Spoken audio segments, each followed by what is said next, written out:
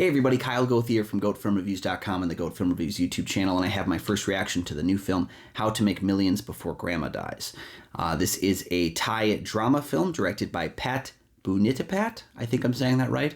I'm probably not saying that right, but tell me in the comments if I'm saying that right. The film features M, who is a struggling video game streamer, former school dropout, who wants to kind of prove himself and make enough money to be happy and live the easy life.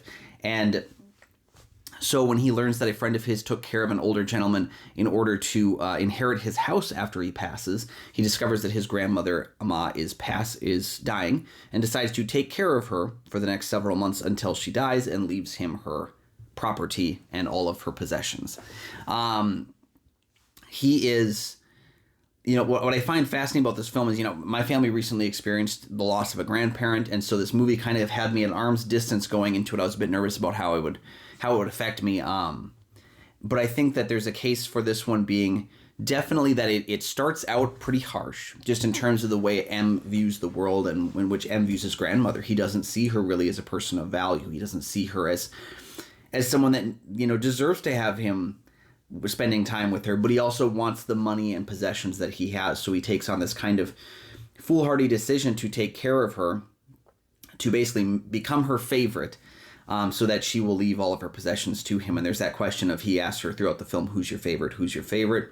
And he's trying to basically showcase the value that he has, which I think is kind of funny because he doesn't view her as having value, but he wants to showcase how much value he has. Which I find pretty fascinating. The relationship between M and Amma is interesting because it does go a lot of those classic ways. You kind of know how this film is going to go in a lot of ways in terms of his realization, his understanding about who his grandmother is and about the value that she has always brought to the table, but the value she brings to it currently as well. It kind of felt similar to Thelma in a lot of ways, the recent American release, that really challenged the idea of, like, our older community has a value to offer. They are not to be dusty and thrown into a box where they could be kept, until they're needed, or kept until their inheritance. And I think that's what the film really has going for it, is that it makes those connections with M, where he has genuine growth as a character, and it's believable growth. There's some funny moments in the film, but the film is more of a drama.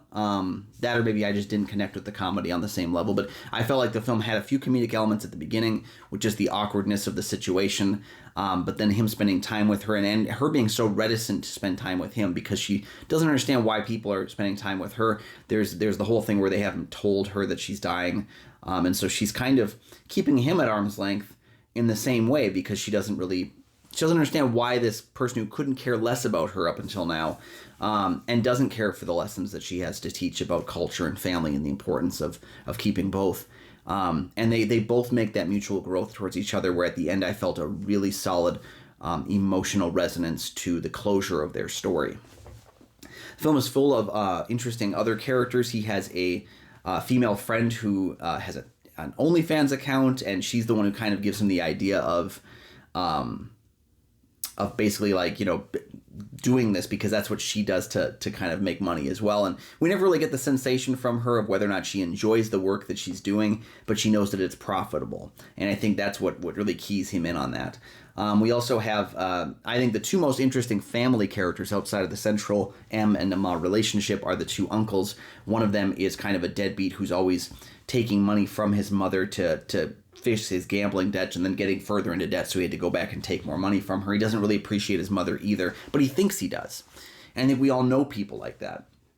You also have the other nephew who married someone that the mother didn't really care for, even, and so he's always been kind of held at arm's length because he, again, separates himself from the family because of that distance. And again, we know people like that too. The film is full of these, I would say, almost archetypical characters who still have something, something inherently necessary to add to the proceedings. And it also gives M different perspectives on how he's viewing family as well. And I think that's where the growth comes, is not just through his interactions with the mom, but his interactions with the uncles as well, and through his own parents, in how, or his own mother, I guess, in how he could be closer to other people, but how he also through maybe the video game streaming part, has a distance from humans. You know, he has a physical distance from humans through the things that he enjoys, but it's also creating this emotional distance from the people that are closest to him. So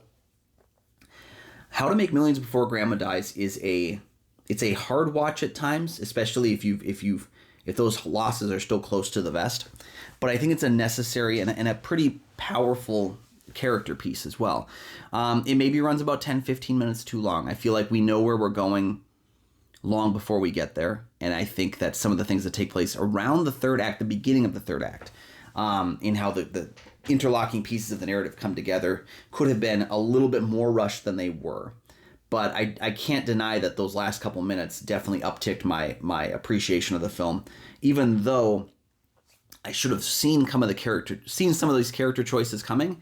When they hit really well. And I think that was a mark of something that had power in its narrative and power in its characters. And I definitely would recommend How to Make Millions Before Grandma Dies.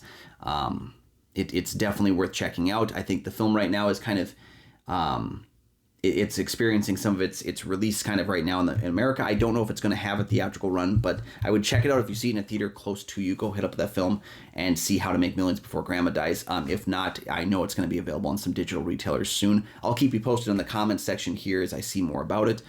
Thank you so much for joining me. But when you see the film, come on back and share your thoughts too down in the comment section below. Make sure to like and subscribe. Those are 2 free things you can do that help support the channel, and you never miss new episodes of the show as they drop.